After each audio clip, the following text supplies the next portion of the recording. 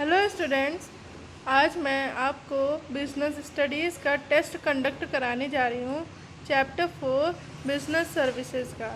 अगर आपने मेरे चैप्टर 4 की वीडियोस नहीं देखी है एक्सप्लेनेशन वाली, तो आप ये टेस्ट बाद में दीजिएगा। पहले आप मेरे प्लेलिस्ट बनी है चैप्टर 4 की, आप वहाँ से पहले एक्सप्लेनेशन अच्छी तरीके से पढ़ के और लर्न करके फिर ये टेस्ट दीजिएगा, क्योंकि इससे आपकी प्रैक्टिस हो जाएगी कि आपको चैप्टर अच्छी तरीके से याद हो जाएगा। तो अब जिन बच्चों ने पूरा मेरे साथ लर्न करके रखा है, तो वो आज ये टेस्ट करेंगे।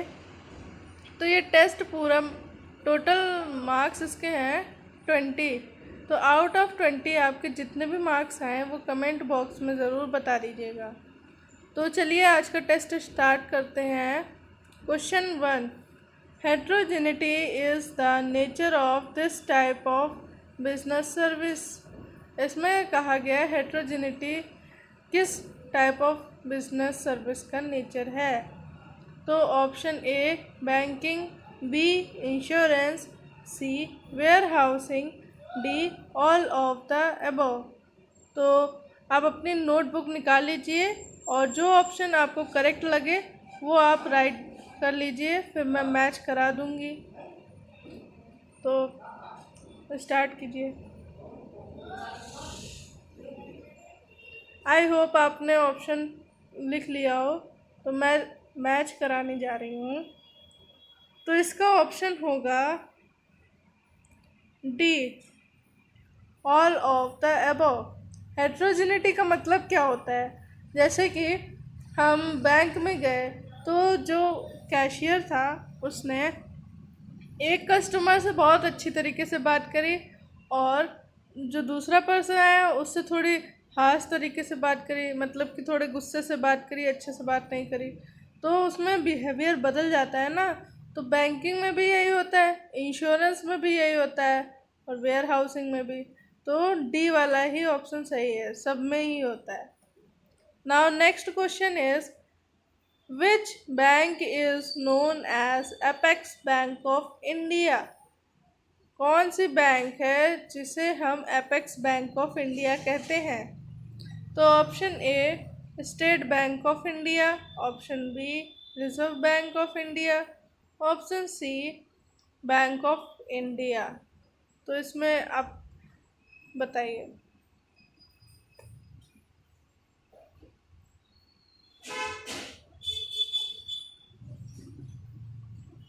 आई होप आपने करेक्ट आंसर लिख लिया हो। तो इसका आंसर होगा B, Reserve Bank of India. Reserve RBI को ही अपेक्स बैंक बोलते हैं, क्योंकि वही एक हेड बैंक है जो करेंसी इशू कराती है, और जितनी भी स्टेट लेवल पे बैंक हैं उन्हें करेंसी अवेलेबल कराती है, और लोन भी देती है स्टेट बैंक्स को। Now next question is,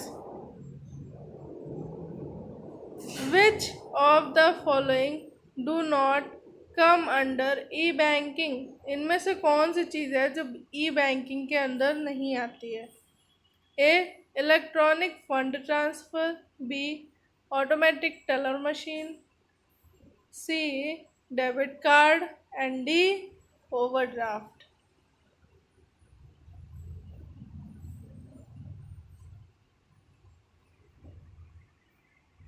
I hope आपने करेक्ट आंसर लिख लिया हो। तो इसका आंसर क्या होगा? इसका आंसर होगा डी, बैंक ओवरड्राफ्ट। क्योंकि ई बैंकिंग होता क्या है? ई बैंकिंग ऐसी बैंकिंग होती है जिसमें जो ट्रांजैक्शंस होते हैं वो कंप्यूटर के द्वारा किए जाएं, इंटरनेट के द्वारा किए जाएं। तो इलेक्ट्रॉनिक फंड ट्रांसफ़र, इसमें तो इलेक्ट्रॉनिकली इंटरनेट से ही हम कैश को ट्रांसफ़र करते हैं। और ऑटोमेटिक टेलर मशीन, इसमें आप तो जानते होंगे एटीएम। और ये डेबिट कार्ड, इसमें भी यही होता है। लेकिन ओवरड्राफ्ट ये एक तरीके का लोन है। Now next is Philips is the technique which distributes the risk of one person among many. ऐसी कौन सी टेक्निक है जो ए वन पर्सन का रिस्क डिस्ट्रीब्यूट कर देती है कई सारे पर्सन्स में? तो A transport, B insurance, C warehousing and D banking.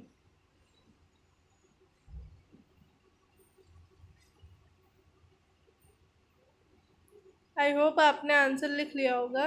तो इसका सही आंसर होगा बी इंश्योरेंस। कौन सा? B insurance. क्योंकि इंश्योरेंस में हम इंश्योर्ड कर इंश्योरर जो होता है वो इंश्योर्ड करता है। मतलब आपको ये दो टर्म्स तो पता ही होंगे, इंश्योरर एंड इंश्योर्ड। तो जो इंश्योरर होता है वो इंश्योर्ड पर्सन का रिस्क डिवाइड करता है, उसका रिस्क अपने ऊपर ले लेता है। Now next is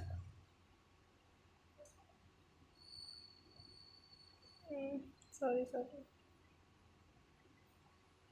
Now next question is, which of the following is the objective of life insurance? इसमें से कौन सा ऑब्जेक्टिव है लाइफ इंश्योरेंस का? A protection, B investment, C both A and B and D profit. तो इसमें से कौन सा ऑब्जेक्टिव है लाइफ इंश्योरेंस का?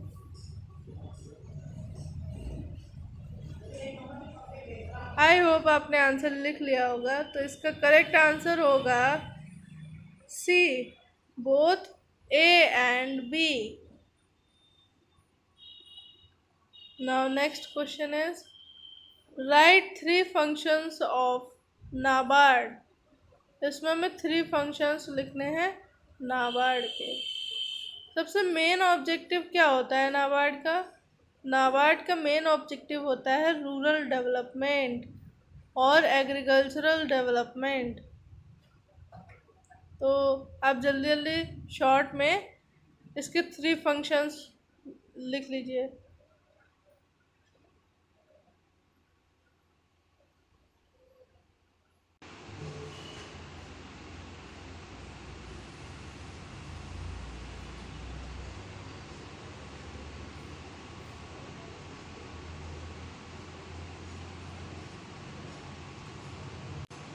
तो आई होप आपने लिख लिया होगा।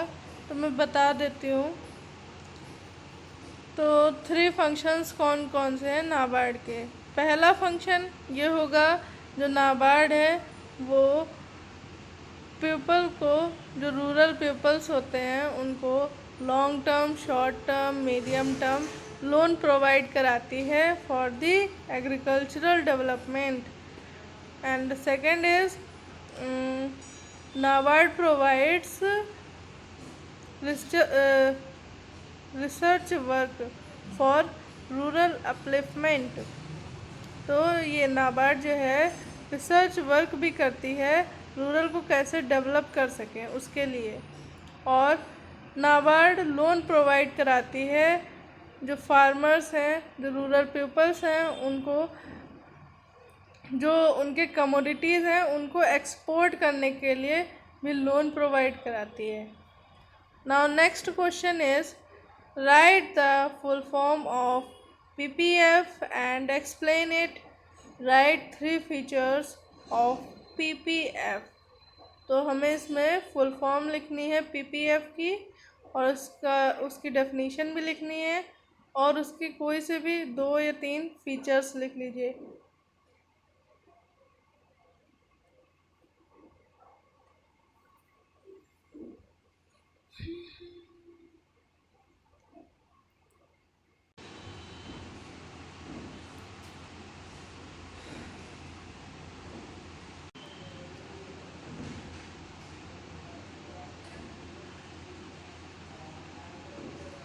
आई होप आपने आंसर लिख लिया हो। तो PPF की पहले फुल फॉर्म क्या होती है? फुल फॉर्म होती है पब्लिक प्रोविडेंट फंड। तो ये होता क्या है? पीपीएफ एक तरीके की सेविंग स्कीम है जो कि लॉन्ग टर्म इन्वेस्टमेंट प्रोवाइड कराती है पोस्ट ऑफिस के द्वारा। और इसके फीचर्स, तो इसमें फीचर्स में मैं हेडिंग बता दे रही हूँ, वो आप लिख लीजिए। पहला है एलिजिबिलिटी, फिर है maximum and minimum deposit limit, and third is rate of interest. आप इसको अपनी लैंग्वेज में एक्सप्लेन कर दीजिएगा। Now next question is explain briefly the principle of utmost good faith. तो हमें इसमें ब्रीफली एक्सप्लेन करना है कि principle of utmost good faith क्या होता है। आप इसको एक्सप्लेन कर लीजिए और फिर उसके बाद इसका एग्जांपल लिख देंगे कोई, तो आपको 4 मार्क्स पूरे मिल जाएंगे। और इसका एग्जांपल एक मैंने वीडियो में बताया था, आपको शायद याद भी हो, तो नोट डाउन करिए।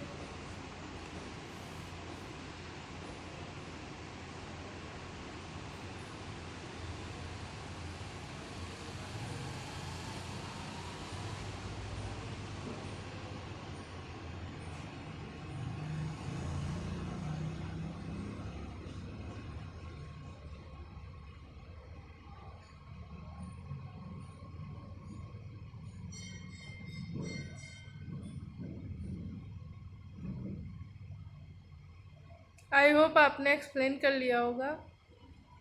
तो principle of utmost good faith होता क्या है? इसका मतलब ये है जो इंश्योर्ड और इंश्योरर है उसके बीच में एक दूसरे पर विश्वास होना चाहिए। अब इसका एग्जांपल ले सकते हैं कि आपने एक कार ख़रीदी, आप उसका इंश्योरेंस कराने गए, तो उसने एक क्वेश्चन पूछा कि आपके पास कार के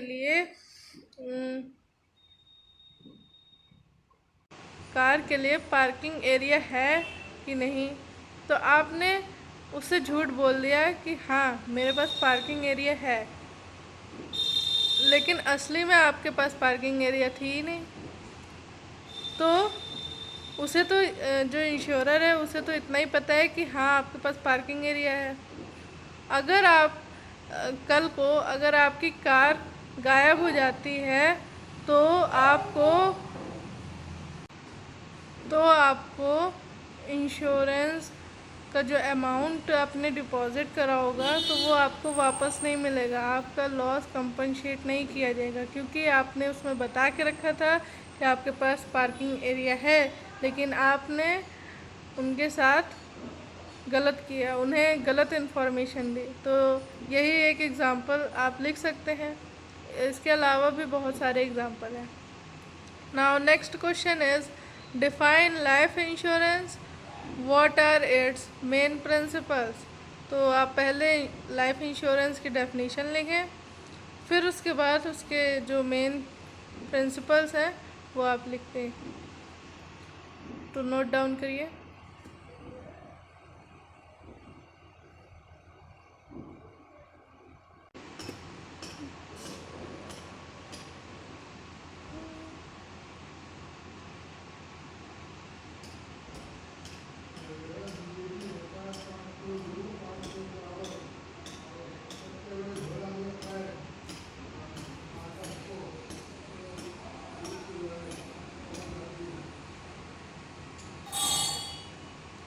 आई होप आपने लिख लिया होगा। तो लाइफ इंश्योरेंस होता क्या है?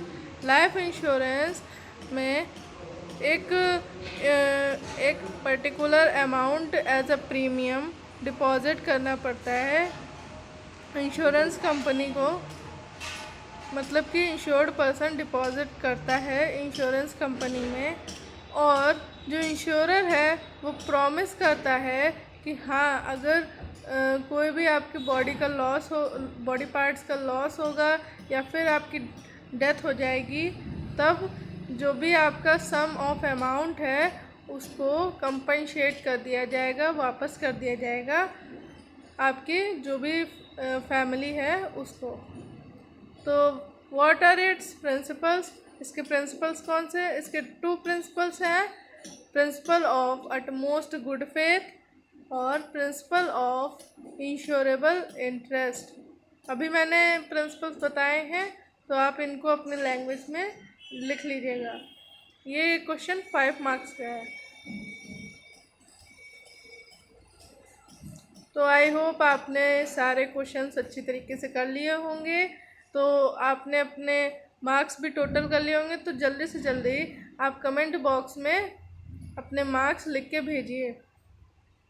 तो आपको अगर मेरी वीडियो आज की अच्छी लगी हो तो लाइक एंड सब्सक्राइब, और आगे की वीडियोस आपको उसकी नोटिफिकेशन चाहिए तो आप मेरे चैनल को सब्सक्राइब कर लीजिए, जिससे कि आपको सारी नोटिफिकेशन सबसे पहले मिल जाए।